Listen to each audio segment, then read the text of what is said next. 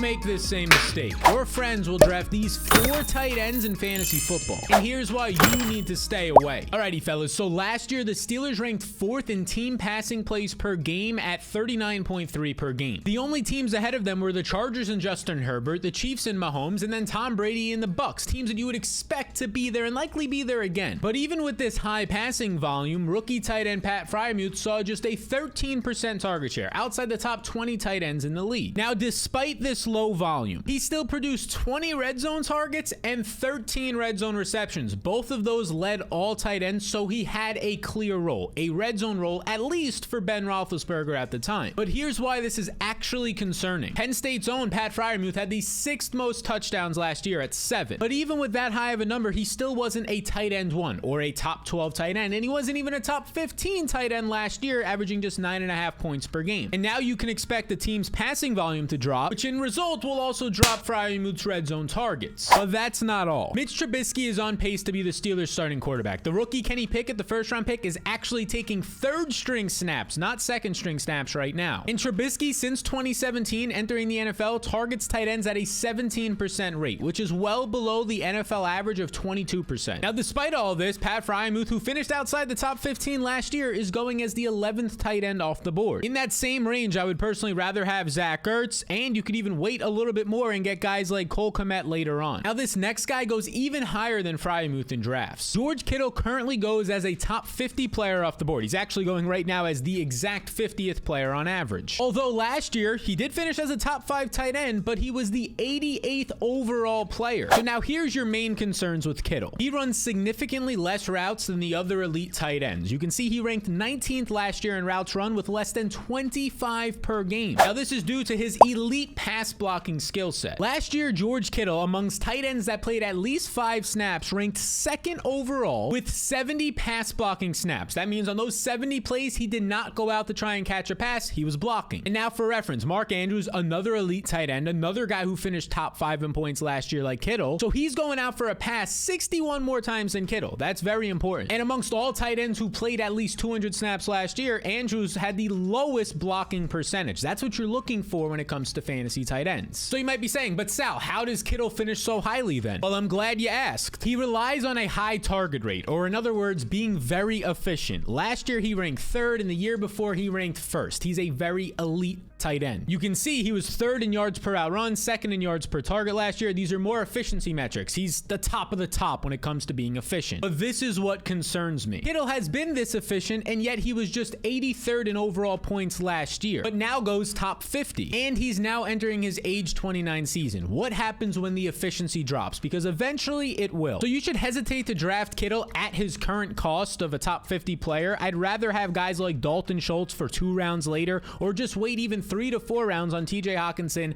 and Dallas Goedert. Now, I'd be even more hesitant to draft this next tight end. Mike Goseki finished 14th amongst tight ends in points per game last year. And believe it or not, this is actually his worst finish of his career. He did this while commanding an elite 111 targets, 4th most amongst any tight end last year. Now, here's the crazy part. Mr. Tyreek Hill is now in Miami, and you could expect to see at least 120 targets from the 2nd highest paid receiver in the NFL. I mean, he's coming off of years of 159 and 135 targets. Now, those 120 plus targets would replace Devontae Parker's 73 last year, adding an extra 50. So if he's taking 50 more, he's got to pull from different guys. Now, he's going to pull some from Jalen Waddle, but he's also going to pull a lot from Mike Goseki. And that's not all. Goseki led all tight ends in slot snaps last year. This is important because when you're in the slot, you're not blocking at all, you're going out for passes, and you usually have a better matchup against linebackers. His 412 slot snaps were 36 more than any other tight end. However, Tyreek Hill saw the 3rd most slot receptions last year in the NFL. And not a lot of people know this, but he is one of, if not the best slot receiver in the league, right up there with Cooper Kupp. And because of this, you could expect Goseki's slot usage and overall volume to decrease. Yet he still goes as a top 12 tight end off the board, even though he hasn't finished there since his rookie year. I would personally rather have and recommend for you to just wait on guys like Cole Kmet and wait even later for the Albert O's and the Tyler Higbees of the world. You can see in my top 200 in the Supreme cheat sheet that I have Mike Goseki as my 161st player, but he goes as the 133rd player off the board. A 29 spot difference means I'm never getting this guy. And if you want to beat your friends and dominate your draft using my top 200, my tiers, my wants and avoids list, and a whole lot more, you can do so by using the link in the description to access the Supreme cheat sheet just by following these simple steps. Click the link below to learn more. This next tight end goes 3 spots higher than Mike Goseki, even though he has more red flags. In 2021, the Bills and Josh Allen targeted tight ends 13% of the time, which was the 3rd lowest rate in the league. And they ran the 2nd most plays, 7% of their plays, without a tight end on the field. You call that 10 personnel, 4 receivers and no tight ends. This clearly impacts starting tight end Dawson Knox. And sure, Knox had a good year last year, but he wasn't all that efficient. He was getting targeted downfield, yes, but he ranked outside the top 20 tight ends in yards per route run, and he was 28th amongst tight ends in target rate, the amount of times that he's getting targeted when he runs a route. So that means Josh Allen was looking at the running backs and receivers way more than Knox. Now, there's no doubt Knox plays in an amazing offense, but this alone does not make him reliable. Targets make a tight end reliable, and last year Knox ranked 20th in targets per game at 4.7 and outside the top 20 in team target share. Now, the reason he had such a good year was he had 9 touchdowns, 2nd most amongst tight ends, and he led all tight ends with an 18.4% touchdown rate. Your touchdown rate is the amount of touchdowns you have versus your overall targets. 33% of his points came off touchdowns. And since 2014, the tight end leader in touchdown rate sees a drop to 7th in that rate the next year. Now, using Knox's 2021 numbers, that drop would put him outside the top 12 tight ends, but he's currently going as the 9th tight end in drafts. I would much rather have Dallas Goedert, who goes just a few picks before him, or definitely Zach Ertz, who goes a few picks after him. And another thing to add is that Knox didn't have any competition last year. He was hurt for a little while and Tommy Sweeney came in, but he didn't play all that great. But that's not the case this year, as the Bills have added O.J. Howard. And let's not forget, O.J. Howard, his first 2 years in the league, was the most efficient tight end. As a rookie, he ranked 2nd in yards per route run, and then in his 2nd year, he went back-to-back, ranking 2nd again in yards per route run. After that, Howard dealt with injuries, and then Rob Gronkowski returned, becoming the starting tight end in Tampa. But don't forget how good this guy can be. So you add in this increased competition for Knox, and I just don't have any interest in taking him as a top tight end in drafts. Now, these are 4 tight ends that you want to avoid in drafts. And speaking of drafts, if you want to see my best draft from this summer so far, check out this video right here. My girlfriend's gonna start to get a little suspicious by the amount of times I'm yelling tight end in this room.